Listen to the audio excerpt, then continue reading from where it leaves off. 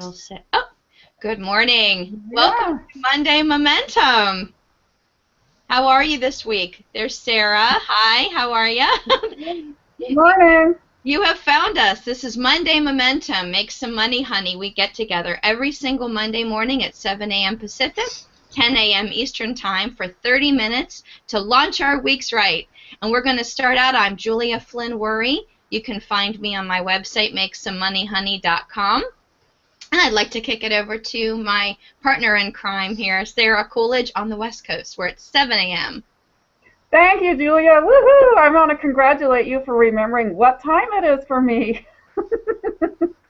That's the first, I think, and we're getting the hang of this. So my name is Sarah Coolidge. You can find me at ceospacewest.com. It should be showing up here on my lower third.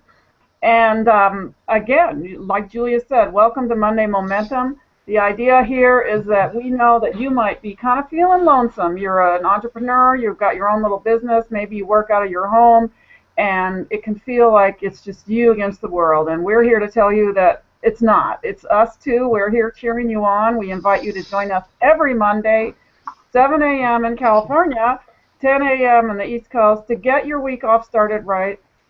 Your week started off right as well, and get the momentum going in the direction you want it to go, so that when you slide into home plate on Friday, you can say, yeah, that week really moved me forward, and we know that we're going to be a part of that for you.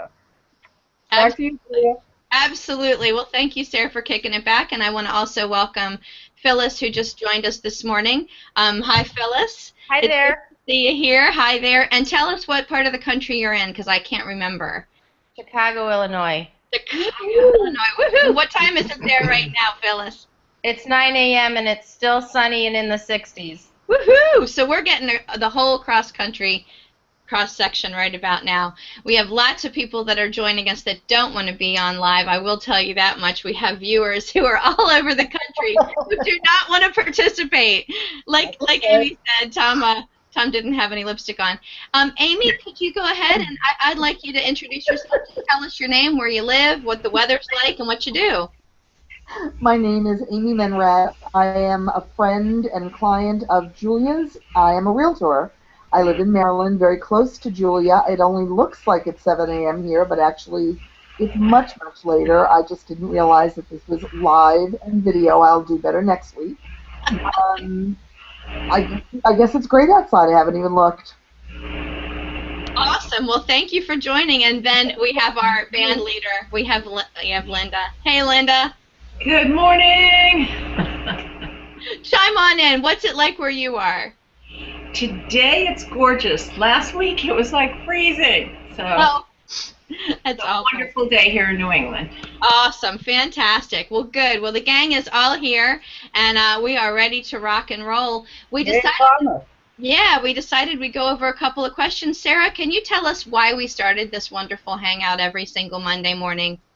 Well, I'm thinking I'll be happy to do that, but I don't think Thomas got introduced yet. Oh, shoot. Tom, I'm so sorry. How did I forget that? Tom, tell us who you are, where you are, what you do, and all that good stuff. The lone wolf among these beautiful women. I'm in ever-exciting Philadelphia. We're in the mid-60s today with sunny skies, and looking forward to the conversation. Fantastic. And the Eagles won yesterday, right? They did indeed. Yeah, I was watching there. Congratulations. You know what? I think, Phyllis, you did introduce yourself. So I think we're all good there. I think we can go ahead and launch in. Sarah, can you tell us a little bit about why we decided to do this Monday morning momentum and why we decided to do it so darn early in the morning? Can you tell us that part? Sure, I can. You know, but I want to tell you one other thing. Since everybody talked about the weather, right here in Tahoe, we were supposed to have the Ironman yesterday, the Ironman triathlon, and because of the forest fire that's so close nearby, the air quality is so bad, they canceled it. And I just want to send a shout out to all of those athletes, all of those people that came, got ready, trained, flew across the country, were all in their bikes and in their outfits and all ready to go, and then the call came that, sorry, we can't do this, it's not good enough air. So please, all of you, send vibes to them to make them feel better, and vibes to the rain gods to put this fire out. It's dangerous and it's affecting lots of lives. So that's our weather.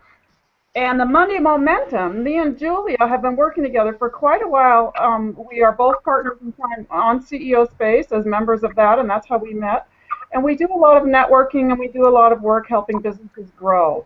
And one of the things that we know that we all need, including me, and I'm sure Julia will say so as well, is support. And we do this to support each other and to support you. We know that why not start off your week right?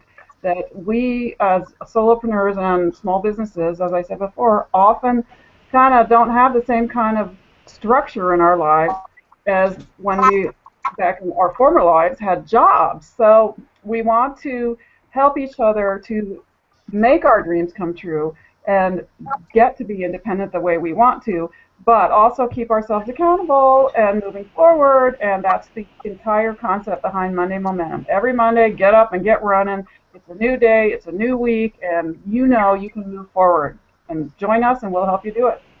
Absolutely. That's exactly what we were thinking when we got started, and we have really kept that going. One thing that has really been a recurring theme for us has been consistency and being consistent. It doesn't matter what you've decided that you want to work on in your business, it's being consistent. So I'd like to pose a question to the group this morning, and if you feel like putting in your input and giving your 2 cents, please do. I'm going to give mine, of course. But my very first question that I have that I want to know is, how do you keep yourself in momentum from week to week? And what I mean by that is, when we work a regular job and we go Monday through Friday, you get to work again on Monday morning, you sit down at your desk, you get your cup of coffee, and you're supposed to launch your week. But when you are an independent business owner, it's quite different. There's no one who says be at work at Monday at 8 o'clock in the morning. So I would like to know, and actually that will bring up another question, which of course is, we probably don't all work 8 to 5 Monday through Friday. We probably have a lot of flexibility in there. I know, Amy, as a realtor, you probably bounce around quite a bit on your time and your schedule. But I'd really like to hear from everyone what you do to go over those 2 days of the weekend or over a vacation and get yourself back into the groove. And in some cases, it's on a daily basis. How do I start my day and, bam, get into the work day? Amy, I do want to hear from you first on this. I take Prozac. I drink a lot. Caffeine doesn't do it, huh? I drink heavily. I take my Prozac with my red wine. Oh, that's the evening routine, isn't it? I occasionally discuss money with my husband. That definitely is a motivator. I listen to my 5 kids tell me, about all the things they want and need. That gets my rear end out the door. And I surround myself with positive people like Julia, because it is very difficult. It is very, very difficult. It's difficult because I am not at all in control of my destiny. If I hear one more person tell me that they want to get into real estate because they like to look at pretty houses, which I never do, or because they can make their own hours, which I never do, I'm going to shoot myself in the face, because downtime is wonderful, but it's never when I planned it, and it's never when I expected it. Boy, have you hit on some powerful, powerful points. Sarah, I'd like to hear what you think about that before I put my 2 cents into that. And then, Linda, I want you to talk about that, too. Boy, you just went right for the jugular on that one. Did you expect anything less from me, Julia? I truly did not, but that was like, boom. Go ahead, Sarah. Tell me what you think about what Amy said there. Well, I had a few little notes of my own to answer that question, but the last thing that Amy said I really like, and that's take advantage of downtime, unexpected downtime. So maybe you thought you were going to have a hangout on Friday, and then we're not going to be doing it after all, and suddenly you have a gift of an hour. What do you do with that time?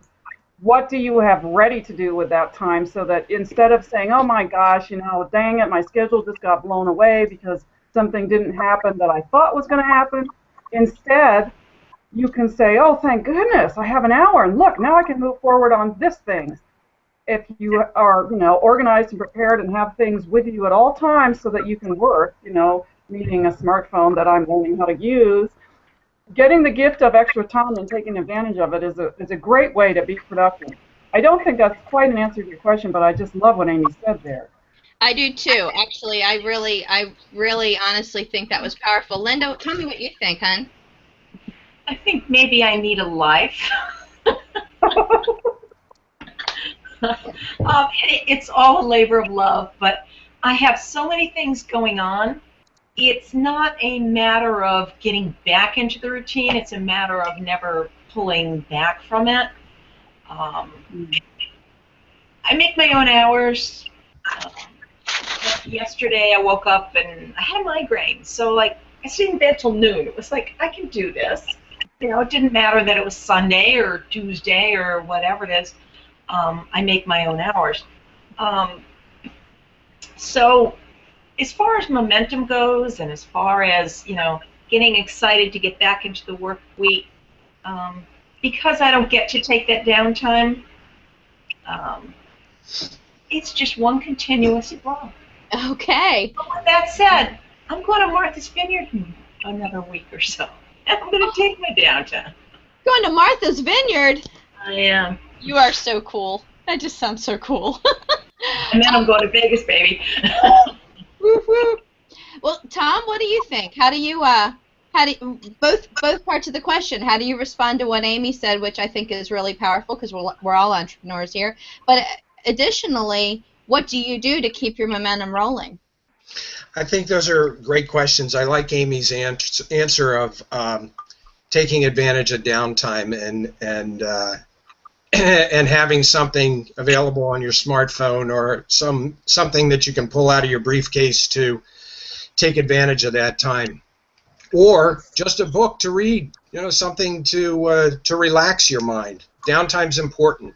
What keeps me moving forward and the momentum, I think, is a couple of things. A routine that you can stick to ongoing, and not only that, but looking for a couple of nuggets from the previous week where you might have talked to somebody, gotten some feedback from somebody that were positive enough to say, wow, that's all I need to continue to move forward this week as well.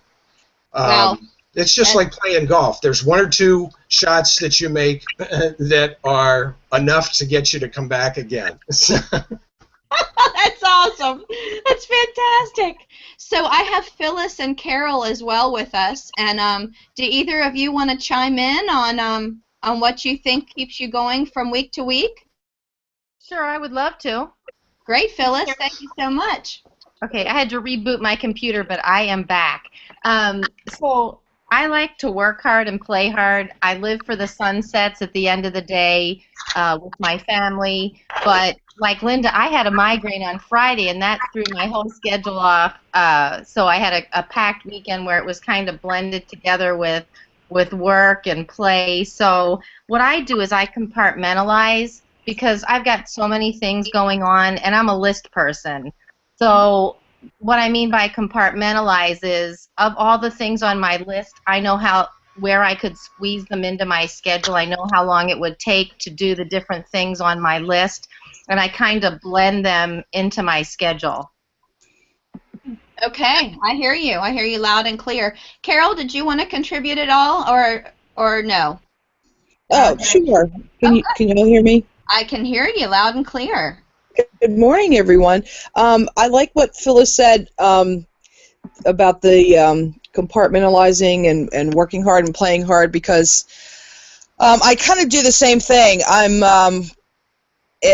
I'm able to recharge my batteries on a small level. I mean, I'm very fortunate to live in a very beautiful area of the country, and so if I'm out and about through my day, and I'm just able to enjoy an outside cafe or a sunset because I've got, if I've got a few minutes in my day because it has changed, I'm able to enjoy an iced tea and kind of relax and get back to what I'm doing. And I'm a work hard, play hard kind of person too. So that, it's just a lifestyle that I embrace. I mean, I guess all of you who are doing that understand that as well. So. And I always have something. I mean, there's always constantly something to do. There's never not something that's not on my to-do list. So I can get that in. Awesome. I appreciate all of that.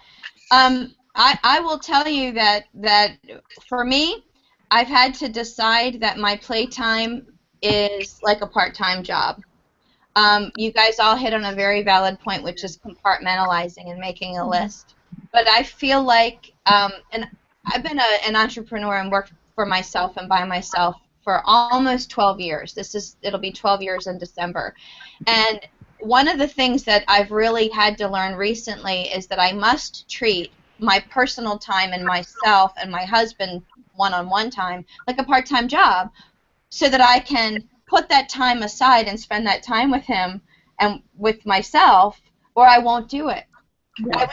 It was bleeding in from one end to the other, and everything was bleeding together so much that I had no downtime. And have you guys experienced? I hear that you all experienced that, actually. That's what every single one of you have said. And Sarah, I know you just took on a new project, so I'd like to hear what's going on with you. I mean, we're not talking momentum here; we're talking the crossover, but it's the same thing. How do you? Right. Well, here's my thought, and this is just my general thought, which is, if I don't ever stop and I just keep trying to work on everything and everything is bleeding together, then really I lose so much momentum, because I don't stay as enthusiastic and excited as I did if I just take a day, 2 days, whatever, an hour, an afternoon, stop, regroup, and move forward. And I'd love to hear your thoughts. Well, you know, thank you, Julia, because I had a little list here when you first asked the question about how do you keep yourself going, and some of that everybody else answered. But part of it for me is also, you know, like you said, scheduling the weekend off helped me a lot. And of course now things are busier, and so I'm working into the weekend. But also, like you said, taking time, have a good day at school, for your family when you're also working. You know, I have to schedule it. I have on my calendar when I'm going to run, when I'm going to work out, when I'm going to write, all these other things that I have to jam in there even more than before. But for getting back to the question of keeping yourself going, one of the things that I didn't hear so much of is the routine I love, and that's, here's our routine, Monday morning. This is part of our routine. But the partnerships as well, and that's what we are seeing here as a result of this hangout. We have more and more regular people that are participating, bringing their ideas forward. This is a partnership, and at least for me, I know that I feel committed to it, and it keeps me moving forward on other levels, and it makes me accountable. And I think that that's one of the things that we struggle with when we work on our own, is that who are you accountable to? When we have partnerships like this, we're accountable to each other, and we therefore are more productive. So, you know, when you take on a big project, if you have, which I have been, deliberately trying to schedule time that's free, then you actually have some time as a buffer if you need to bleed into it. But bleeding into it, like you said earlier, as a regular way of managing your life, I think it's a big no-no. I think it's really important that we be able to say, no, I can't do any more now, even though you want to do more. Sarah might be calling Julia to say, okay, I have something for the website. Julia needs to be really comfortable to say, you know what, I've done enough today, I'll do that tomorrow. And Sarah can handle it. And it's a good example for all of us to try to follow. Because if we do too much, we're not doing anybody any good, really. Oh boy, you've nailed it. And one more time, you've nailed it. And I think we all probably have experienced this, where you are doing something, or you're taking that time for yourself, and you're having that glass of wine, like Amy does, for morning, and you're having that morning glass of wine, right, Amy? Yeah. Is that what it is? Yeah. But somebody sends you an email, or somebody sends you a phone call, and bam, it hits you right in the face that somebody wants something or needs something. What I have started to realize is that they are probably not expecting me to drop what I'm doing and respond to them. Mm-hmm. They're just sending me their information request or question or whatever it is when they're thinking of it, and they don't want to forget. And they're working now. Just because I'm working now doesn't mean you're working now, and we certainly, forgive me if I'm interrupting too much, but it's so important. This whole idea of your emergency is not my emergency. And we have, you know, we've seen those signs around. We have to really remember and respect each other, and that's the great thing about Julia and I working together is it's 3 hours different. So just because Sarah's working now, I know Julia might be in bed already, or vice versa. And so, you know, I mean, it may be something that we haven't really discussed before, but it's implied that just because I'm on my computer now doing stuff does not mean that you are. It doesn't, and we can't treat each other like that. And I think that that's an issue that shows up a lot, especially with young ones. It's like, I texted you. Oh, okay, well, I was running. I don't carry my phone when I'm texting, you know, and get over it. My emergency is not your emergency, and we need to really treat each other with a little bit more respect sometimes, and honor the need to rest and recharge for all of us. Unfortunately, I don't believe that real estate functions that way, and Carol will probably agree with me. Yeah, I will. Yeah, the client who calls you and wants to see something now may have been thinking about this for weeks, months, or years. Okay. And if you are not immediately responsible or in some way able to defer that in a meaningful way to them, they're on the phone with the next agent. Is that really true? You really find that if you don't respond immediately, no loyalty, the opportunity is evaporated? Completely true. Really? And I agree with you on that, Amy. Huh? Absolutely.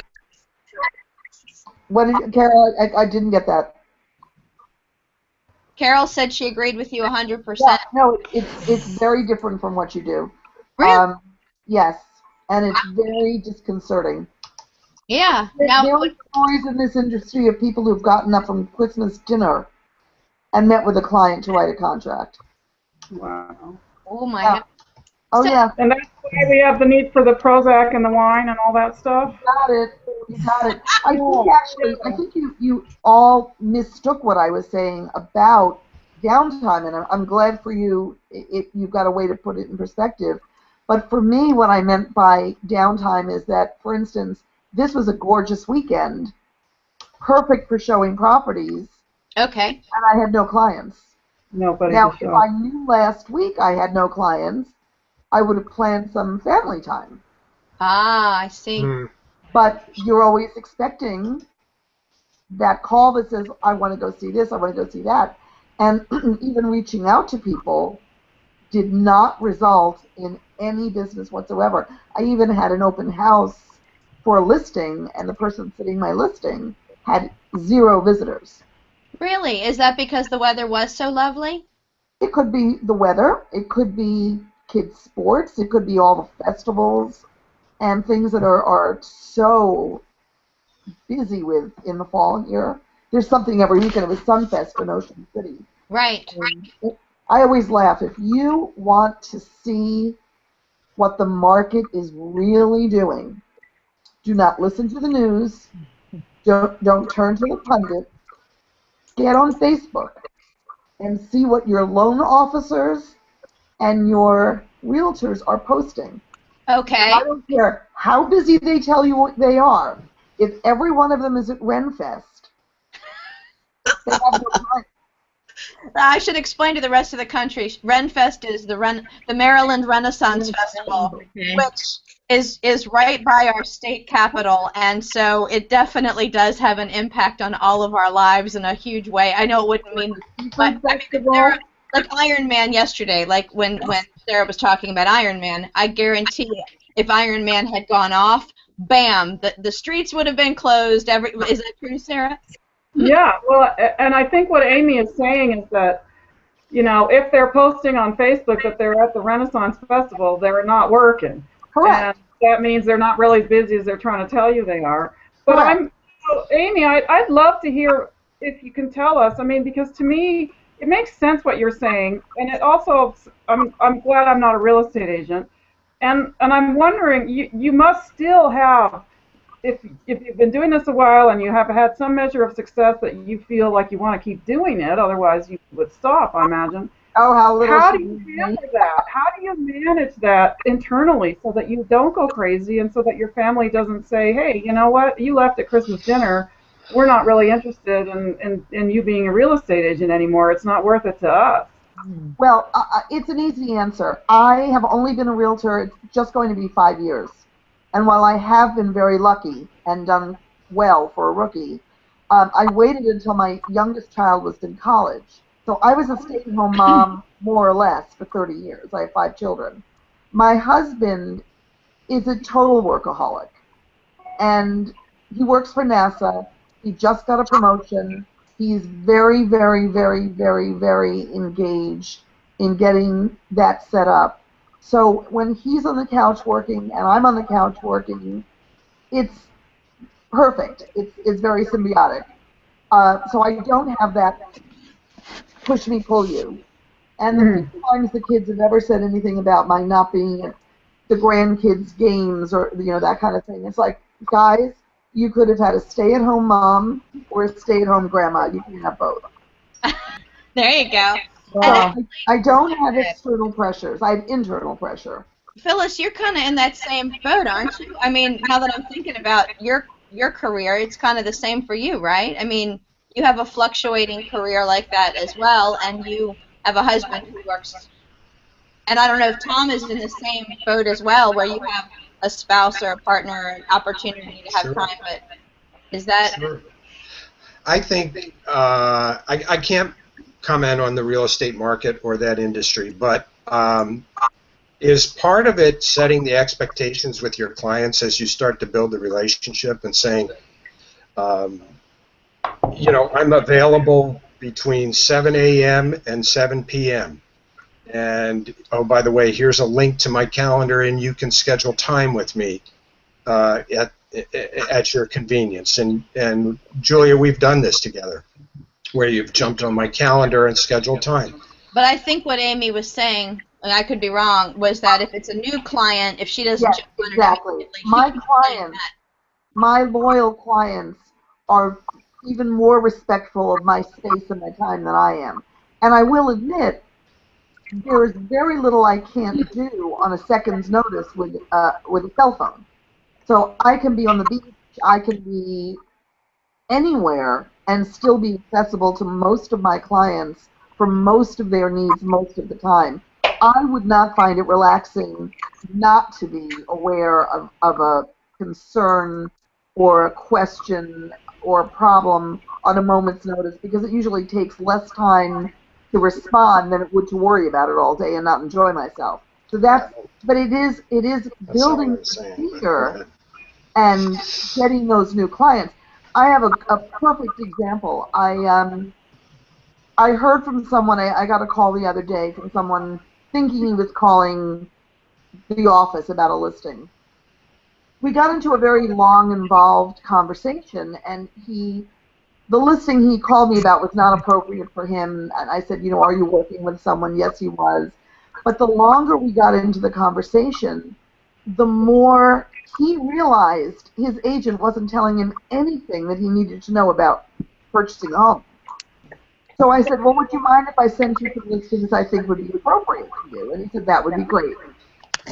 So I sent him some listings, and I saw that he looked at the listings. There's a way to check that in Harris.